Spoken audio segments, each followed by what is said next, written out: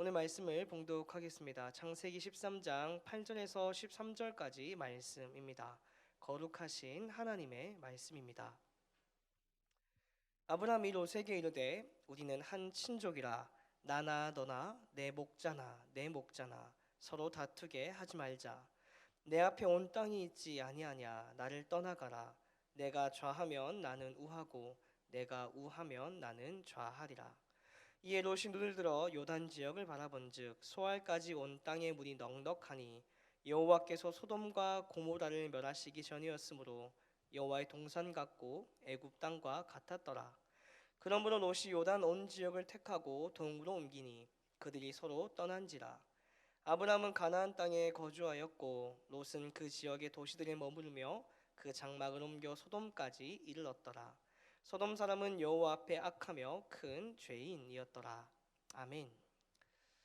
우리가 영화나 드라마를 볼 때 주인공을 중심으로 항상 이야기가 전개가 됩니다. 그러다가 벼랑간 새로운 인물이 등장하거나 누군가가 부각되면은 그 사람이 앞으로 이어질 이야기의 중요한 역할을 감당하게 될 것이라는 것을 우리가 짐작하면서 영화나 드라마를 보게 되죠. 그런데 보통 이런 사람이 주인공과의 갈등을 일으키는 캐릭터가 다수 등장합니다. 빌런 혹은 서브 주인공 악역이라고 하죠. 우리가 계속해서 보게 되는 아브람의 이야기에서도 이와 같은 비슷한 이 화면 전환이 일어납니다. 물론 롯이라는 인물이 빌런이나 악역의 역할은 아니지만 갑자기 롯의 일행이 부각되는 것을 보면 이제부터 롯이 좀 문제를 일으키겠구나라고 생각을 하게 되죠. 그런데 아니나 다를까 바로 문제가 등장합니다. 오늘 본문 바로 전이었던 7절 말씀인데요. 제가 세번역 성경으로 한번 읽어드리겠습니다. 아브람의 집짐승을 치는 목자들과 롯의 집짐승을 치는 목자들 사이에 다툼이 일어나곤 하였다. 그때에 그 땅에는 가나안 사람들과 브리스 사람들도 살고 있었다. 아멘. 이 아브람의 목자들과 롯의 목자들 사이에 다툼이 일어났습니다. 여기서 다툼이 일어났다라는 말은 단순히 말로 위협하고 살짝 그냥 티격태격 네가 잘났니 내가 잘났니 이게 잘됐니 이게 못됐니 이런 이야기 하는 정도의 수준이 아니었습니다. 이 주먹질하고 쌈박질하는 것까지 포함되어 있는 표현인 거예요.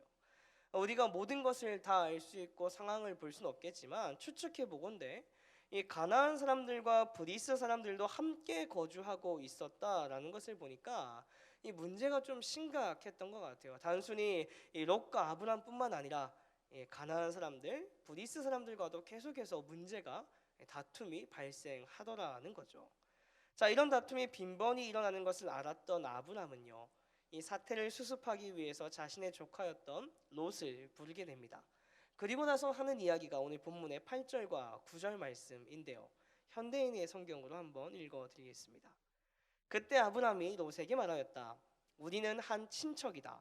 나와 너 그리고 내 목자와 내 목자끼리 서로 다투지 말자. 내 앞에 온 땅이 있지 않느냐. 자, 서로 갈라서자.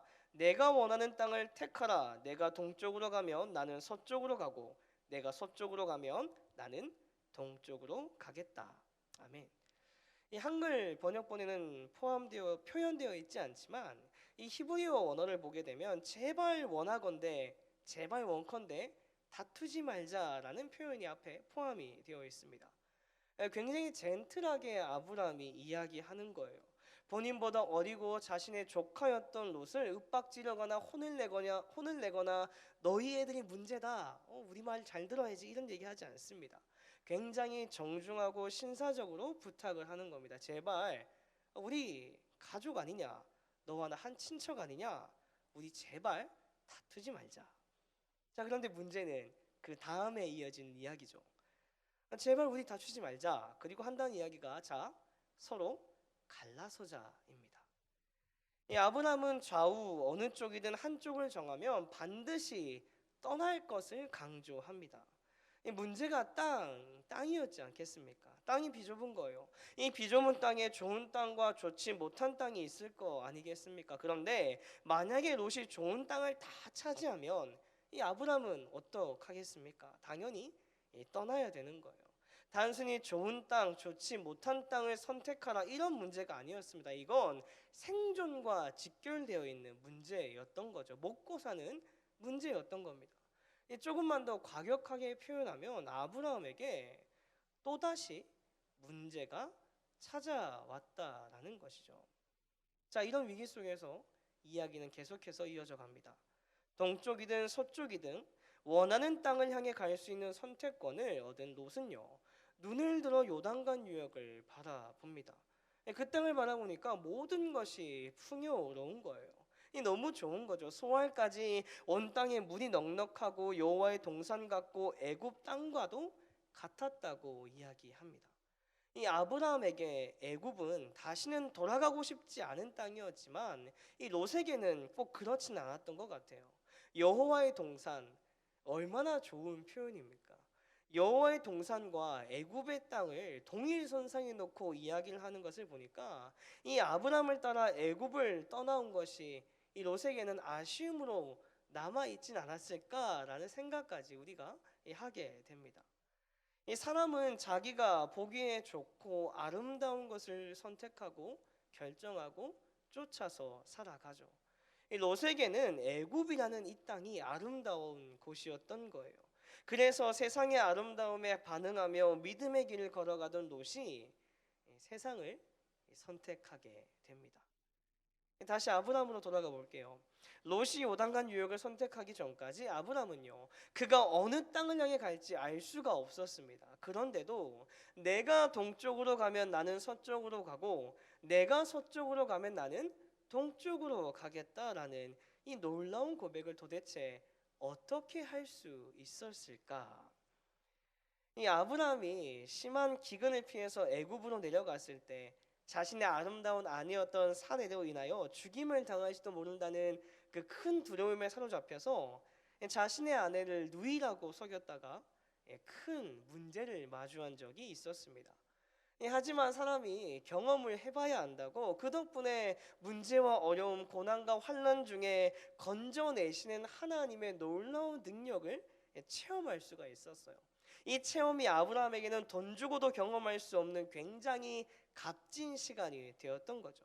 눈에 보이는 것을 쫓아 살아가는 것이 현명하고 지혜로운 것이 아니라 그저 눈을 들어 크신 하나님을 바라보는 것이 하늘의 복, 하나님의 축복을 받는 길이라는 것을 삶을 통해 경험하고 깨닫게 된 것입니다.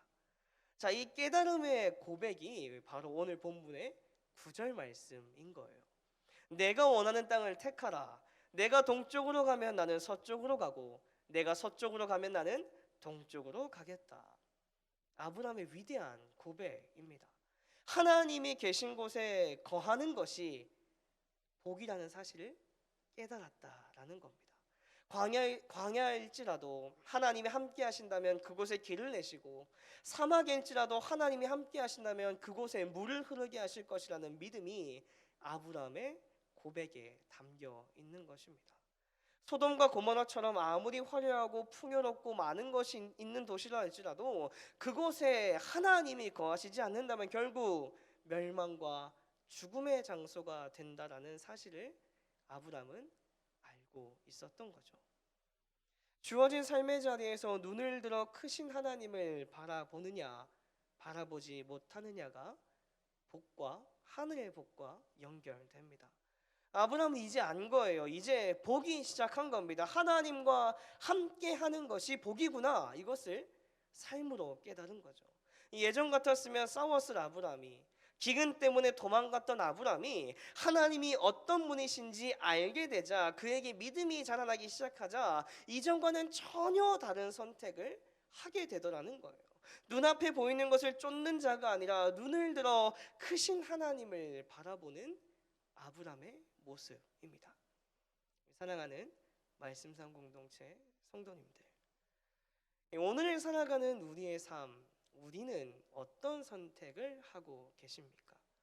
눈에 보이는 것을 쫓아 선택하며 살아가는 롯과 눈을 들어 하나님을 바라보며 주어진 오늘을 선택하는 이 아브람 중에서 어떤 길을 여러분들을 걷고 계신가요?